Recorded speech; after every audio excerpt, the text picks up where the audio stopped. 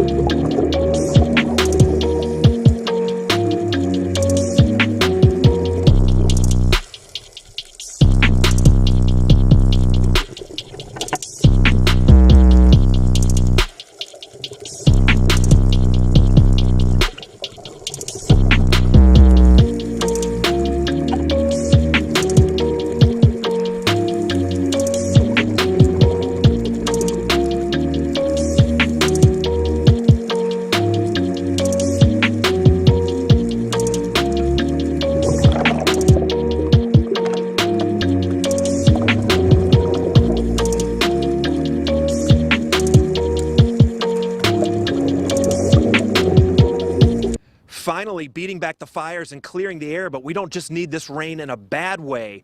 We need it in a way that is historic. Here's where we are today, barely registering anything. Checking the numbers that add up to our water supply, renowned California water expert Dr. Peter Glick. And this rain season's remarkably dry start is a grim reminder that California has, for the most part, seen a lot of drought in recent years. For the last 17 years, 2 decades almost. And those 5 extreme drought years interrupted by the single wettest year on record. We're climatologists, and we're trying to figure out how to express this. The new normal, the new abnormal. There is no normal. Now, a check of the state's water system shows some of our major reservoirs are now dipping below their historical averages as we draw down from that powerhouse winter of 2016 and 17. And all around us, we're faced with the other effects of this new abnormal. And so extreme weather isn't just about, are we going to be able to handle a year or two of droughts or a year or two of floods? It's now, are we going to be able to manage extreme heat events, extreme fires, extreme flooding. That extreme nature of the weather is one of the consequences of human-caused climate change. Now remember, after a slow start last year, we ended up with a ballpark normal year, but if you are counting on anything being normal these days, well, there are no guarantees. This week, California's largest utility company announced plans to file for bankruptcy. Pacific Gas and Energy, commonly known as PG&E, faces $30 billion in potential liability claims due to wildfires. Investigators believe that power lines and transformers caused at least 17 of the 21 major fires in Northern California in 2017. Well, the company is also suspected in multiple fires last year, including one that killed more than 80 people in the town of Paradise. And climate change could be worsening things. Can you first explain exactly how these climate conditions changed in PG&E's Northern California area leading up to these wildfires? Yeah, absolutely. Thanks for having me. In the past, fire officials in California told us that they thought of Southern California, San Diego and Los Angeles area as a fire-prone area. That's where you had the Santa Ana winds. Northern California really wasn't a concern, but in the last few years, what's happened is that the parts of Northern California have dried out. They've become more fire prone, and the wind and windstorms have picked up. And it's really sort of been a toxic brew of those two coming together, drought, dry conditions, and winds that have created so many fires and have created such a fire prone area. Could they have seen this coming? Well, they probably could have. If you look at what happened in 2007 in San Diego, there were several large fires, and the utility down there made a number of adjustments and have spent 10 years hardening and changing their grid and their system. Up to the north, PG&E really didn't. They only started a few months ago, really substantially changing their system so that it wouldn't spark as many fires. Obviously, hindsight is 2020. We look back and sort of say, well, they should have done more. The point is that they have an enormous apparatus which takes a look at what they call enterprise risk. What could go wrong? And they did not see this coming with enough time. I mean, you're talking PG&E. This is one of the biggest companies out there. I mean, Aaron Brockovich, the whole movie, you talk about how big this corporation really is. How do you think that companies will now need to look at environmental risks moving forward?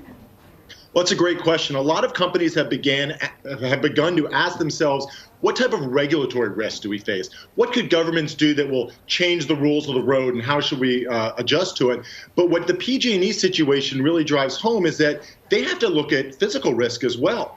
What fires, what damages, what storms, what assets do we have are at risk, and what could we do that would create liability? So there's a whole new level of risk that they really have to start grappling with, and that is physical risk. What do we own that could be at risk as the climate changes? You talk about renewable energy in this industry, but do you see other industries suffering similar fates as PG&E? Well, that's a great question. And I can tell you that a lot of corporate executives are asking themselves that question right now. There was a poll of corporate executives and political leaders going into Davos, and they identified climate change risk as one of the major risks, and they had never ranked it very highly before. It sort of moved up very quickly to become the #1 risk. I can tell you that companies all over the world are looking at things like, do we own assets right on close to the water that could suffer from storms? How are our supply chains? Are they going to be interrupted by a storm or by climate change? These are questions that are going on right now, and we're beginning to see some companies respond, although I have to say it is very early days. In a stunning two-page announcement, the Public Utilities Commission opened up a huge case against Pacific Gas and Electric for falsifying pipeline records from 2012 to 2017, specifically failing to locate and mark natural gas pipelines and changing forms so the work wouldn't appear late. During this time, all of this was going on. Falsification of records, from what I've read. It's a very, very upsetting situation. Jim Ruane was the mayor of San Bruno on September 9th, 2010, when a 30-inch natural gas pipeline blew in the Crestmore neighborhood, sending a 1,000-foot fireball into the sky, killing 8 and destroying 38 homes. Today, dozens of new homes and a new park stands at the site of the crater caused by the pipeline explosion.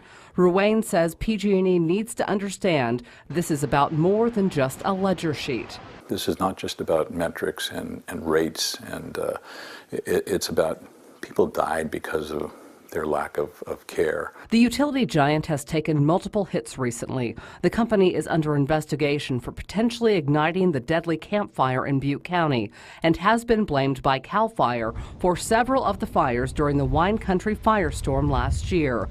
And stock prices have fallen off a cliff from a high of nearly $50 on November 7th to just $26 per share today. And it's not just the stock market that PG&E has fallen out of favor with. I think our state needs to get a little bit harder with PG&E, unfortunately. I think they have a little bit too much power, and they've gone unchecked for quite a while. So, yeah, it's time to come down hard with a hammer. In a statement, Pacific Gas and Electric told KPIX5, at PG&E, our most important responsibility is to the public and employee safety. We're committed to accurate and thorough reporting and record keeping, and we didn't live up to that commitment in this case. In many ways, this is a school like any others, but it's also a safe haven for transgender students. The Amaranta Gomez School in Santiago, Chile, is the first of its kind in Latin America. Since last April, a foundation has been running the school for transgender children. It aims to protect them from harassment and other dangers they were facing in their previous schools. More than 20 children between the ages of 6 and 17 attend. Activists say transgender children often face discrimination in school that can hurt their self-confidence, undermine their academic performance, and lead them to drop out. But at this school, students are thriving as part of an accepting community. Teachers at the school are even working for free. The laws in Chile are evolving to give transgender people more rights. A recent law allows children to change their name and sex on official records at age 14. But as society continues to evolve, students here can feel welcome and supported when they show up to school. Underneath the sparkling lights that ring it on a clear late November night, Lake Merritt reflects back at you like an urban paradise. But under the harsh, non-twinkly light of the sun, the Oakland landmark has a secret, a very dirty secret, trash and lots of it. Della Mundy is a volunteer with the Lake Merritt Institute. We gather mid-morning and work for about 3 hours frantically. Earlier this week, after the first soaking rainstorm in a while, it wasn't just Doritos wrappers that washed up on the shores, but 250 hypodermic needles.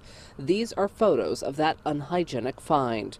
Della says volunteers are accustomed to finding waste, both human and animal, but that number of needles is unheard of. I've only found as many as maybe 6 myself at one go-around on that same beach. The group picks up between 1,000 and 5,000 pounds of trash from the water per month using giant nets. The obnoxious geese and trash around Lake Merritt is one thing, but for regular lake goer Alea, 250 used needles is a bit much. That's a lot. That's dangerous. Wow, that's crazy. Well, the so-called tiny home movement is getting, well, bigger. And parts of California are becoming hubs for the small dwellings, including Sonoma and Berkeley. Moving away from McMansions and living a downsized, simpler life has its appeal to a growing number of people. Some urban planning experts are building on that concept, calling it a possible solution to the affordable housing crisis. Walking down the street in Berkeley, California, it might not catch your eye, but hidden in plain sight sits a small house that is part of a big movement. Come on in and take a look at my house. Altogether, there's probably 6 by 11, 66 square feet. The San Francisco Bay Area is a hotbed of the so-called tiny house movement. People like Nathan Williams are turning away from high rents or big mortgages, building their own small house and living a simpler lifestyle. This is a kitchen area, office, storage under here. This is a portal to the outer world, just a simple abode. Taking design cues from live-aboard boats and RV campers, now professional builders are turning tiny homes into somewhat of a cottage industry. Reaching nearly 200 total square feet with a sleeping loft, these tiny houses are popping up all over the country. They're not considered permanent structures, so in urban environments such as Berkeley or Oakland, they don't need building permits. But that doesn't mean they go entirely unnoticed. We actually view them as RVs or motorhomes. The technical definition we have for them is house cars. So they're really unregulated by our building code. But the city doesn't allow them to be connected to the sewer lines or to be permanently fixed in another way that would allow an inhabitant to really live there full time. We also limit staying within those house cars to 3 days within a 90-day period. But people have been placing these in backyards or driveways and living in them full time. And now some cities are considering updates to their accessory dwelling policies. Yet, even with permit changes, these house cars are still impractical for most. However, the tiny house movement has sparked new ideas and concepts for affordable housing. Today, there is a quietly growing trend of homeowners building fully permitted 500 to 800 square foot accessory residences on their property. This is a beautiful backyard. Isn't it beautiful? It's like being in paradise. In El Cerrito, Peggy Jones sold her longtime home and pooled resources with her son and his family. They now share a property with a main house and a small cottage they built for her in their backyard. This is my cottage, right? You must love it down here. Look at this. It's so cozy. I love it. Oh, this my. Is my very living nice. room.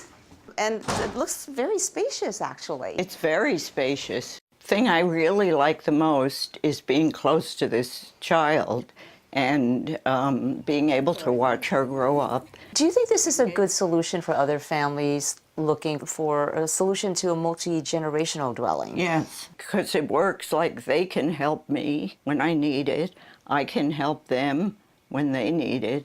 And economically, with prices of houses being so expensive in the East Bay, we combined our resources. When you look at this place that you've built, your mother-in-law's living in it now, but it looks like it could be a really flexible space. We were definitely thinking into the future, but we wanted to make a nice little nest for Grandma, so we were mostly focused on that. I mean, we don't know what the future brings. It may be a rental unit in the future. My daughter may live there when she's older. It's hard to go wrong investing in your property. Most city planners agree this kind of development is not only beneficial for homeowners, but necessary for the region's growing future. Here in Berkeley, California, the city is pretty much built out. There aren't a lot of vacant parcels.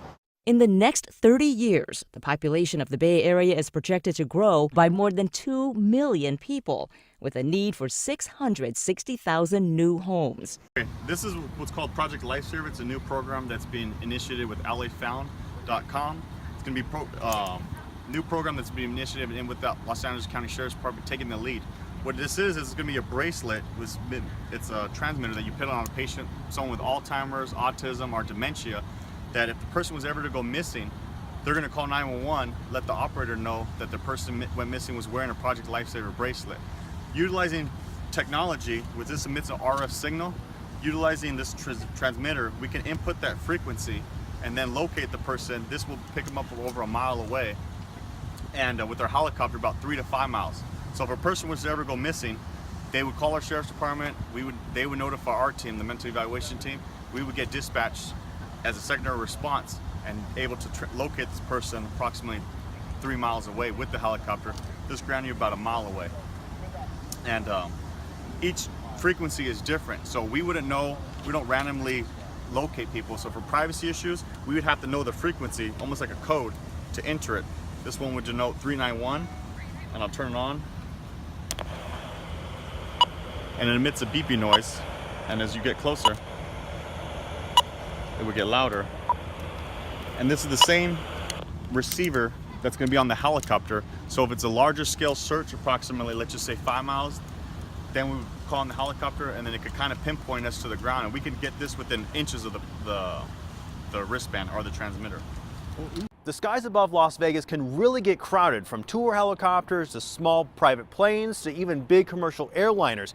And when you mix in drones, it can bring everything to a stop. It's a problem for everyone on the ground and in the air. We have seen drones come terrifyingly close to planes not too long ago. This scare from last year got the attention of federal investigators. A drone somersaulting over a packed airliner headed to Las Vegas. The Nevada Institute for Autonomous Systems did a statewide survey this past summer. The number one concern was a drone flying into an airline gets sucked into an engine, causing the first major airline disaster. We spoke to Dr. Chris Wallach, the director of the FAA-designated Nevada Unmanned Aerial Test Site, shortly after a tour helicopter scare near McCarran. In late November, a drone was reported above I-15 and just feet below the choppers. We've had several near misses here in Nevada with drones coming very close to airlines or helicopters, and we've actually had several drones that have hit people on the ground, so it's very concerning to me as a pilot. The scare in the skies over Newark, New Jersey, after a Southwest jet from Phoenix spotted the drone. Just be advised, there's something on final here. We thought maybe it was a drone. It was pretty close. I'd say within, a quarter mile at most off our right. The sighting forced air traffic controllers to reroute planes, put a brief ground stop in place, and even forced one plane to do several loops, causing concerns about fuel. Okay, we've got about 15-20 minutes. I got to go somewhere. I'll take 114 right, the turnpike, whatever you want to give me. Police searched and were unable to find the drone or the operator. Frustrated passengers were stuck with delays. At first it said we were going to land in about 10 to 12 minutes, and then a few minutes later the screen changed and said 52 minutes. Back in Nevada, the Silver State has been selected by the FAA for additional drone testing to make flying safer. Bottom line, here's how to help make the sky safer. Make sure if you're flying a drone, it's done in an approved area, and always follow FAA altitude regulations. A scare at one of the major airports that serves New York City. Flights at Newark Liberty back on schedule after possible drone sightings forced them to stop. We missed the drone by about 30 feet off our right wing. Airline pilots report a very close call with what's thought to be at least one, possibly two drones flying at about 3,500 feet over Teterboro Airport in New Jersey this afternoon. It was our exact altitude, probably 20 feet, 30 feet off our right. Hoping to avoid a close call like this one from last year over Las Vegas when a drone came dangerously close to a Frontier Airlines flight, the FAA abruptly halted arrivals to nearby Newark Airport moments later. A little bit. There's some drone activity on the final, and it's at a critical point where we can't really run anybody right past it. A recent study showed the potential damage a drone could do colliding with the wing of a small plane. Drone sightings have been on the rise for years. The FAA now receives about 100 a month. Some come way too close, like this one over Fort Lauderdale last summer, where the drone narrowly misses a helicopter. The disruption at Newark was short-lived, but comes after drone sightings at London's Gatwick Airport paralyzed holiday travel for the better part of 2 days in December, forcing the cancellation of hundreds of flights. Are now certainly common. Departments are seeking greater transparency. Now, we've seen the view right here from the officer's chest, also from the dashboard of a police vehicle. But now new technology is bringing you even closer to the action. Has more on the device being tested in both Nye and Clark counties. It looks like any other Glock gun, but this one gives officers a unique perspective. It has a camera. When you pull the gun out, it automatically activates the camera. You can see the camera came on, so the officer doesn't have to turn on the camera. And then when it goes back in the holster, that camera deactivates. And it requires zero training. In a critical situation where you're pulling your gun, the last thing you want to be thinking about is, oh, do I turn the camera on?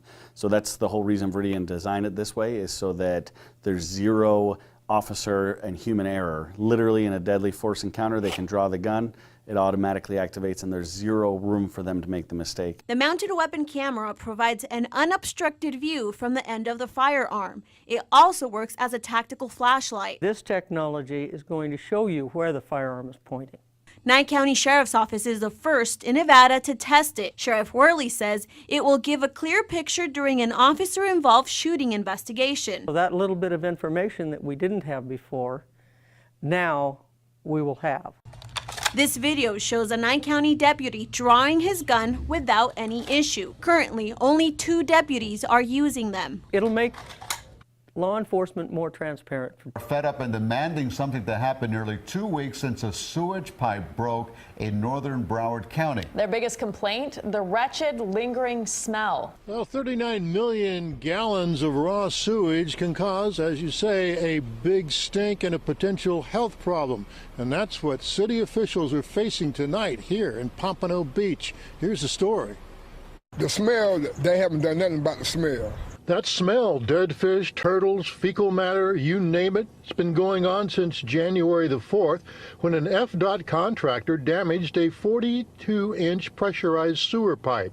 It's been a scramble since then to cap it, repair it, and deal with that smell all around Northwest 15th Street and I-95 Pompano Beach. A 24/7 problem wafting out of this canal, contaminated with raw sewage. More than a few complaints of feeling sick from the smell. The smell was so bad, like now, you can smell it in the air still. Dead fish, raw sewage. This night, the second of 2 town meetings, a crowd of about 140 concerned citizens seeking answers from elected officials. They caution it'll take time for the potential health threat and smell to dissipate. The strategy is to help nature take care of the problem. The natural bacteria, microbes, need to do the job. They use it for food, but when you send this much biological material down there, the microbes, they get overwhelmed. The city hanging its hat on the aerators, 76 of them pulling oxygen into the foul water, providing a healthy environment for the beneficial bacteria. To add oxygen to the water to allow these microbes to actually take care of the sewage spill naturally. The city and Broward County conducting daily tests. The water getting better. We used to go back there fishing and catch fish. Now, we can't even fish back there. It's contaminated. These things smell. There's a lot of noise. Okay, these are not good things to have 500 feet from your house, 1,000 feet from your house. Not in my backyard. That's the general reaction from residents in Forsyth County to plans of a new sewage treatment plant. Yeah, the county held a town hall meeting tonight and residents jumped at the chance to speak their minds. Or do we understand some people say this process involved a secret land deal? One of the main complaints that we heard from people at the town hall meeting in the building behind me is that the land for this proposed sewage treatment plant was bought in secret. The county says that's not so, but still there were plenty of other complaints as well. We're not opposed to a sewage treatment plant in Forsyth County. We just do not believe that this is the best place for it. Bo Slaughter, whose property includes a stretch of 4 Mile Creek, is among hundreds of Forsyth County residents against a proposed sewage treatment plant. It could be built on 99 acres marked at one point by this red property marker, adjacent to Slaughter's subdivision and several others. You can see where all the homes are that are contiguous to that site. Hundreds and hundreds of homeowners live right next door to where you want to put this. At an overflow town hall meeting, residents voiced concerns of stink, potential spills, noise, and traffic to county commissioners and worries that the land for the proposed plant was purchased in secret. If you're concerned about being a good neighbor, disclosure would have included us. You're not. It wasn't a secret. It's just like every land purchase that's made in county government. You can't disclose a land purchase until the county attorney tells you that you can. The proposed sewage plant would be in Commissioner Cindy Mills' district. She says the plant is needed to address Forsyth County's explosive population growth. Mills says as it now is proposed, the discharge from the plant would be piped deep into Lake Lanier after being treated under strict federal and state guidelines. The county has to go by all the rules. No one's going to put raw sewage anywhere. The town hall was meant to quell fears about the proposed sewage treatment plant, which is still in its due diligence. Unclear if it did. I would just ask that you think about that, because these are your constituents here, and there's a good number of them tonight. Right now, Oakland is cleaning out one of the city's biggest homeless encampments, and so far, it's been relatively peaceful. Now that the strike is over, the first major project for Public Works employees is cleaning up homeless encampments around 6th and Brush Streets. The city's goal is to get folks off of these streets and into these tough sheds just a few feet away. The dump trucks rolled in, and workers shoveled away piles of trash. The stuff now headed to landfills was what once made up part of the homeless encampment spilling onto Oakland public streets.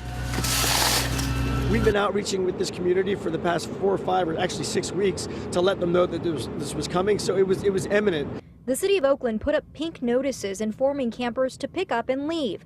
But cleanup efforts stalled as workers went on strike. Now that city employees are back on the job, everything left on 6th Street between Brush and Castro is considered waste.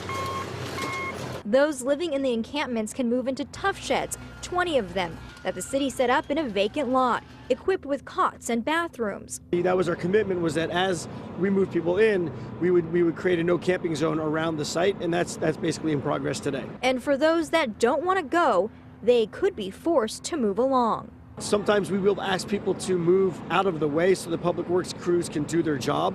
We have had the police have to, escort people across the street because they refuse to move. I've seen that happen twice in the past year. City workers say after cleaning up the Tough Shed community perimeter, they'll work on removing encampments in the surrounding blocks.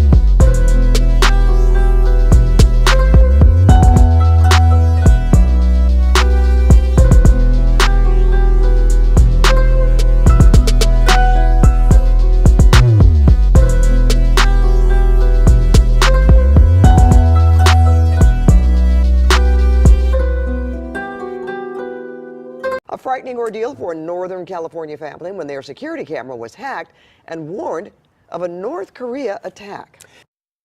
A second cyber attack in 2 months targets Nest security camera users, but the hack likely started in another one of their online accounts. There must have been a data breach. Their password was exposed on another website, and hackers were able to get that information, use that password, and then got into their Nest account. On Sunday, a family outside of San Francisco heard a loud noise coming out of their camera that sounded like an emergency alert. East Bay Times talked to them about the alarming message. A man's voice announced that North Korea had launched 3 intercontinental ballistic missiles toward the United States. Laura Lyons says she panicked. We need to get in the car.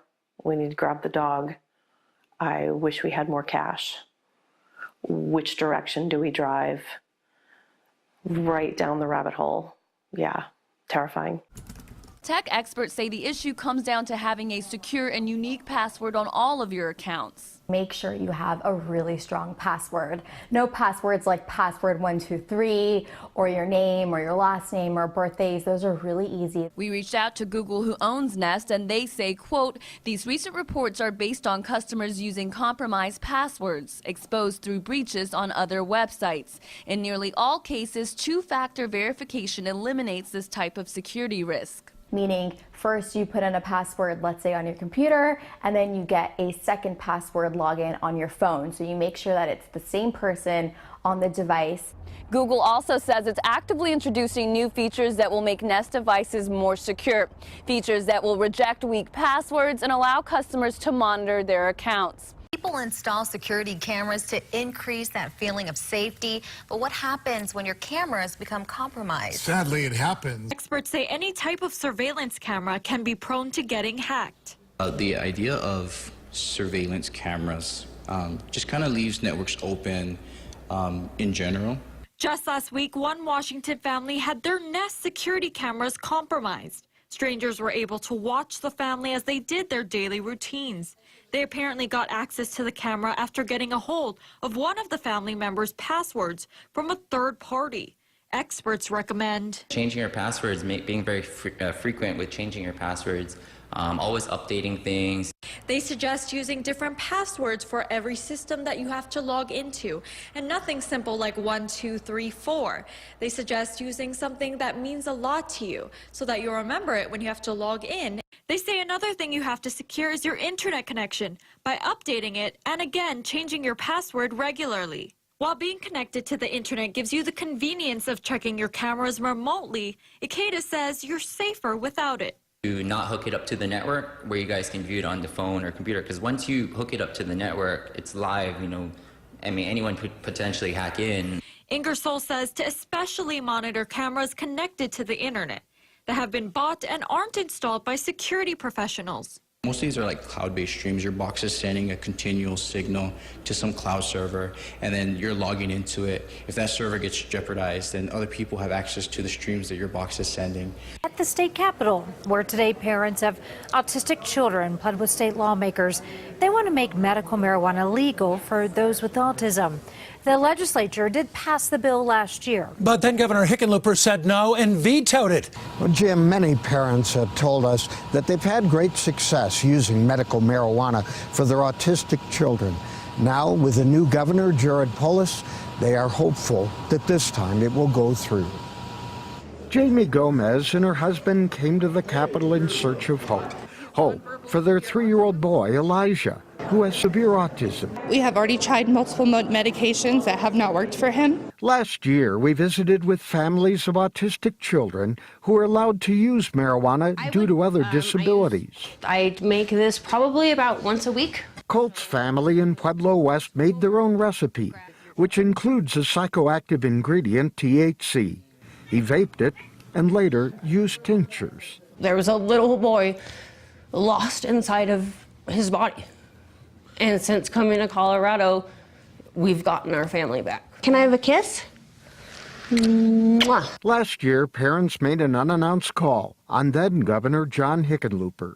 Please, our kids are dying. We don't have time. We can't wait another year. But in the end, the governor vetoed a bill passed by both chambers of the legislature, saying he was concerned about safety. Now, once again, parents are asking for help for their autistic children. But all he wants to do is cuddle 24/7.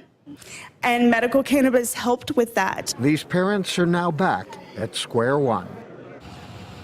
Governor Hickenlooper felt that more research needed to be done on the subject, and so he designated nearly $3 million to study it. Why would you swat a gentle robot? The New York Times asks a bold question: why do we hurt robots? And they listed a few examples of human-on-robot aggression, like the robot trying to hitchhike across the country and was beheaded in Philadelphia. Philadelphia.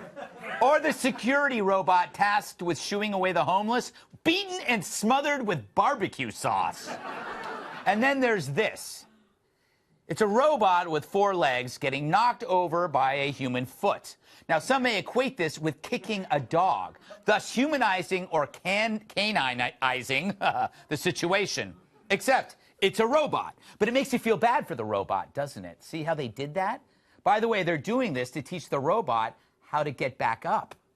And also don't kick real dogs, Anyway, back to the New York Times and all their questions. Why do we act this way? Are we secretly terrified that robots will take our jobs, upend our societies, control our every move with their ever-expanding capabilities and air of quiet malice? I don't know, but I do know that maybe it's time for a little education, a public service announcement that helps bridge the gap between man and machine. By the year 3040, 1 in 8 robots will be assaulted before the isotopes in their batteries even reach their radioactive half-life. They don't have skin, organs, or anything remotely resembling a soul. But that's no excuse to attack them. They can work endless hours without food, water, or bathroom breaks. I'll admit, I never thought it was a big deal. There were no robots in my life. That was until I met my wife, Karen. You don't have to lash out at something just because you don't understand it. I have no clue how telescopes work, but I still use them to spy on my neighbors. Thanks to Karen, I know which side my bread is buttered. And robots will never miss work because of an emotional or personal problem at home. In fact, when I introduced Karen to my new girlfriend, she didn't even react. They work tirelessly to create a better life for you. They are smarter, faster, and better than you at almost everything. Jack May. I am Red Laser 177, president of robots.